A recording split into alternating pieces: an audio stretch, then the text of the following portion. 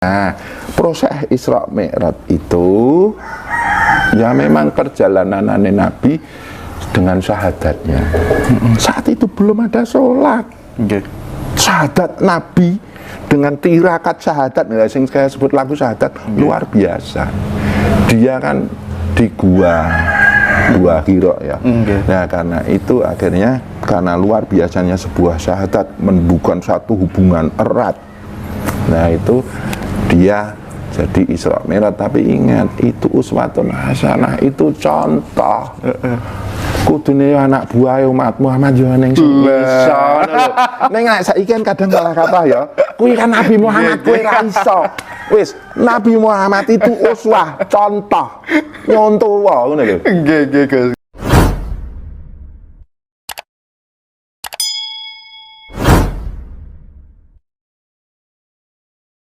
Tiap manusia di dunia ini Muhammad, Gus. Semuanya punya Nur Muhammad.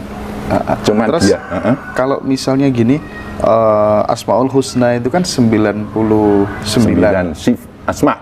Ya, Asma ya. Mungkinkah yang ke-100 itu Muhammad namanya? Bisa. Karena kabeh sampurna.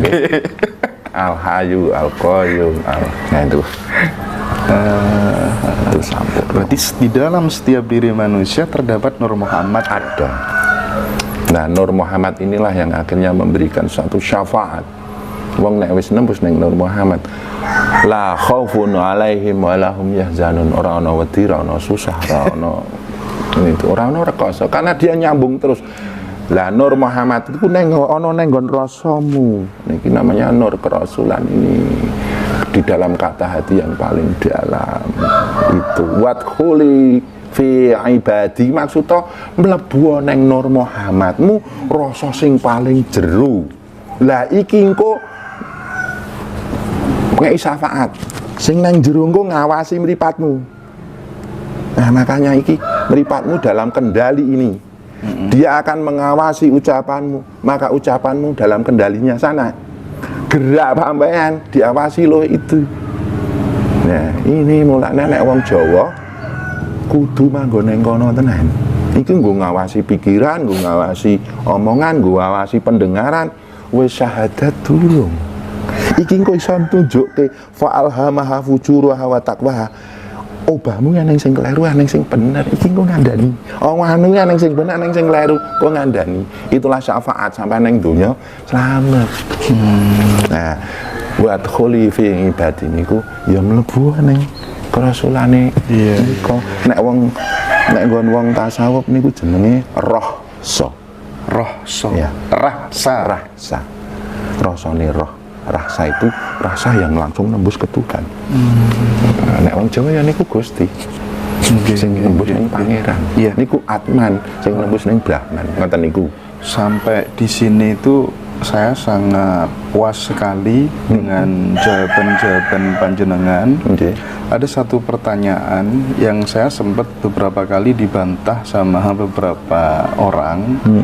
Itu nggak bisa dijawab, Mas, kecuali ada orang yang mati bisa bangun kembali dan bercerita bagaimana sesungguhnya roh itu sesudah proses kematian. Nah, bagi saya, kalau pengen memahami dunia kan tetap pakai ilmu. Akhirat pun juga harus ada ilmunya. Nah, barangkali Gus Rafiq, saya minta tolong bagaimana sih sebenarnya dari sudut pandang ilmu akhirat begitu, orang yang mati itu perjalanan rohnya, tadi kan sempat bercerita tentang alam-alam dan lain sebagainya. Fase-fase itu yang saya ingin dengar, Gus. Ini bisa saya ungkapkan, tapi saya nggak masuk ke titik rahasia ya, nanti repot juga, nanti muncul bantah-bantahan juga. Kita akan menghadapi satu makomat alam ya. Orang yang meninggal itu aslinya, yang meninggal tubuhnya. Iya, alam kubur itu aslinya di dunia ini. Jadi jiwa jenengan terkubur oleh tubuhmu, akan golek mangan terus ngono. Lah mulane nek padang, eneng peteng, eneng penak karo ora penak. Lah penak ki nek sugih, ora penak ki nek melarat. Sugih dalam arti banyak ya. Kecukupan semuanya itu namanya nikmat. Neng padang karo peteng beda. Nek entuk hidayah padang, nek ora ya peteng makane oke wong sugih ning peteng ya oke. Itu namanya kita dikubur oleh raga. Raga kan dadi nafsu. Nafsu kan banyak kehendak, keinginan, kepinginan. Terkuburlah dengan itu. Ya, jiwa ini terkubur oleh itu. Lah, mengkeh pikiran, duwe angen-angen, duwe cita-cita, terkuburlah kita dengan angan-angan dan cita-cita kita.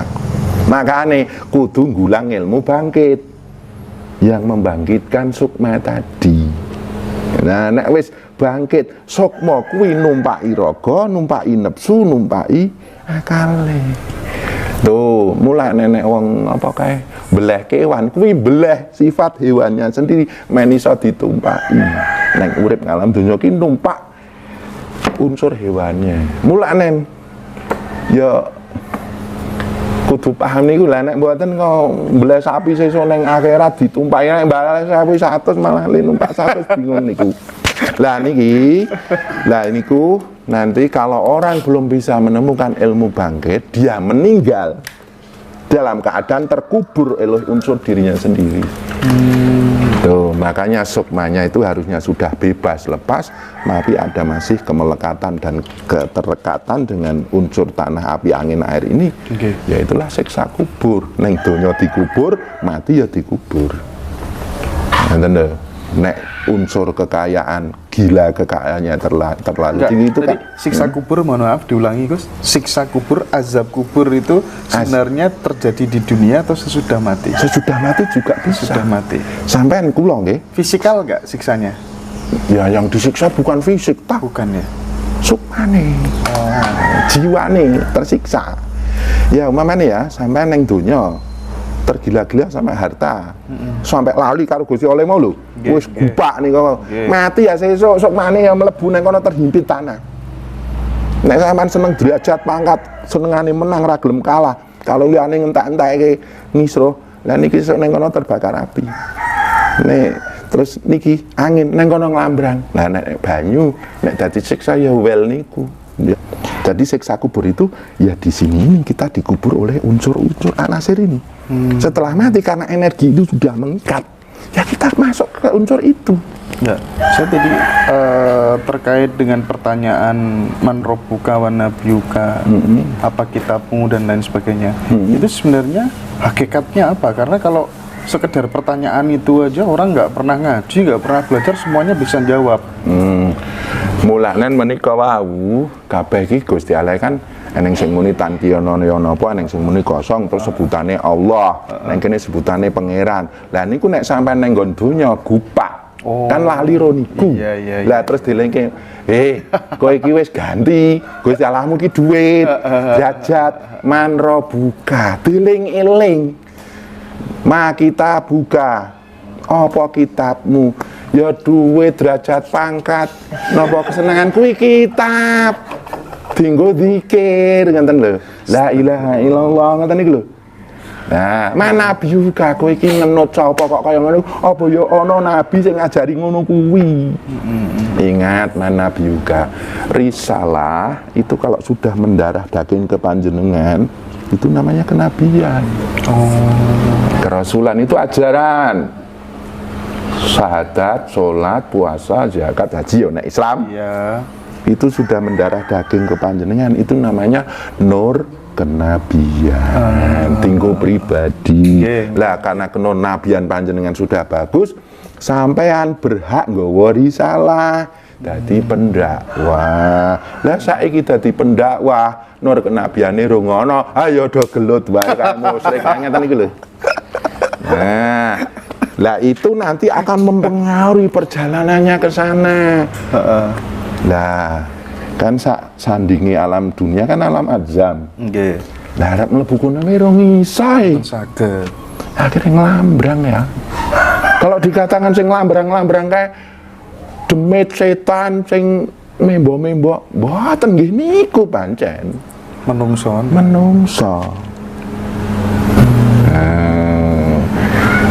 makanya eneng jagat perputaran manusia itu ada. Ning nek diungkap kok repot sesuk nek pinanggih mulih mawon ngenten niku. Mau napa bahas masalah kenabian kerasulan. Kita semua tahu bahwa Rasulullah itu mengalami sebuah peristiwa yang bernama Isra Mi'raj gitu ya.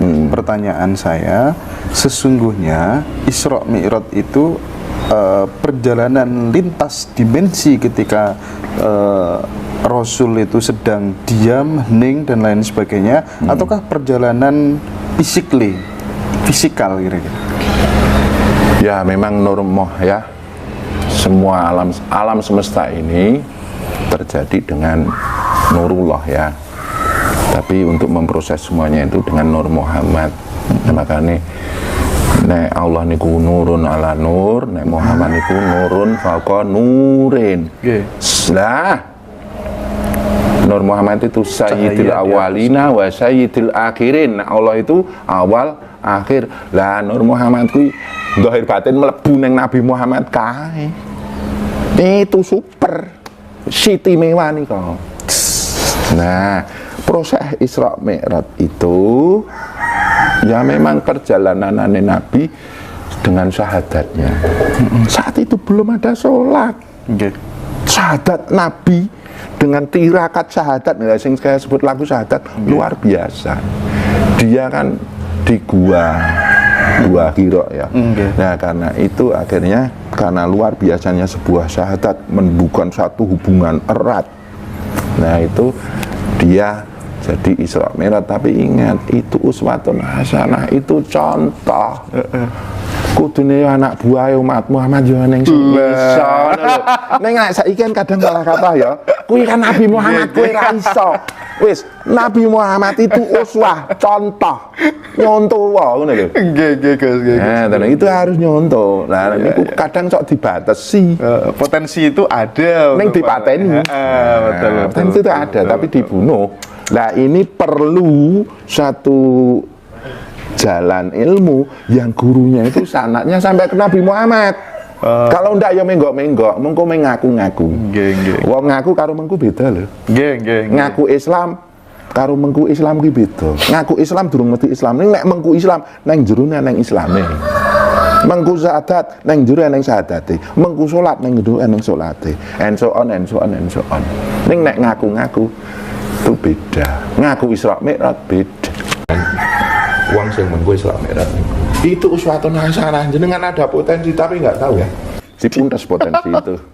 Kenapa nggak dihidup-hidupkan itu? Iya. Akhirnya sekarang ya dakwah itu menjadi dongeng-dongeng surga dan neraka, pahala dan dosa.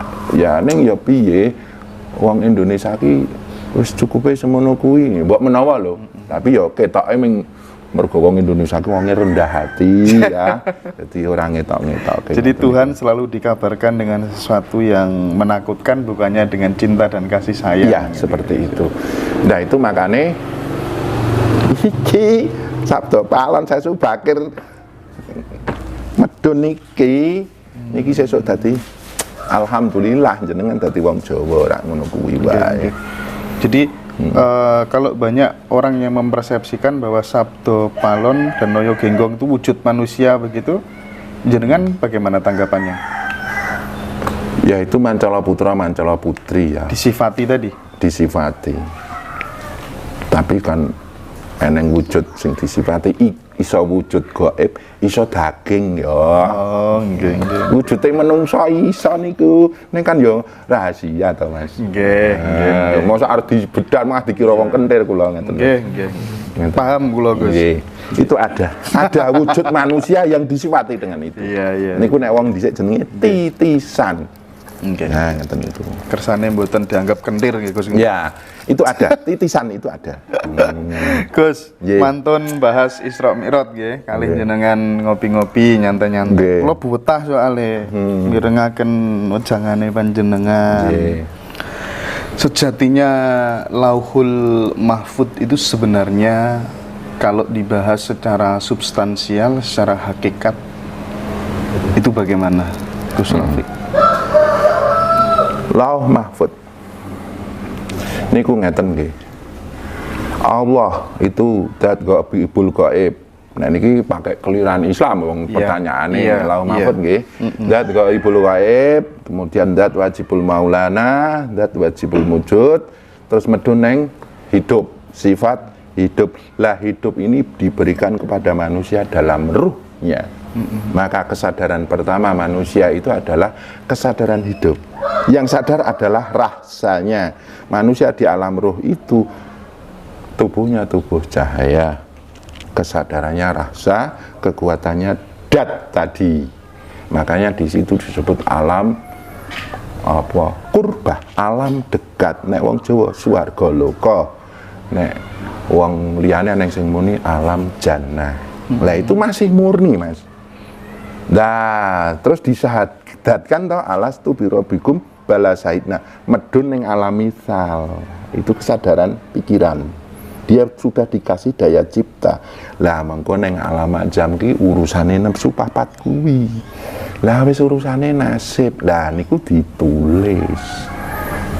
Nah itulah lauh mahfud. Lah pelawangane urip jenenge Arsullah. Napa Gus? Arsullah. Itu. Nah pelawange pati niku Sidratul Muntaha. Summastawa alal ars, Allah bersemayam di dalam ars semesta, jenengan bersamaan dalam arsmu. Qalbun mukminin Baitullah, Arsullah, Kalamullah. Lah niku sing iso maca lauh mahfud nggih niku wau. Lah mulane nek jenengan nang ndi wae sok kadang kelingan, kok kaya wis tahu ya aku ini.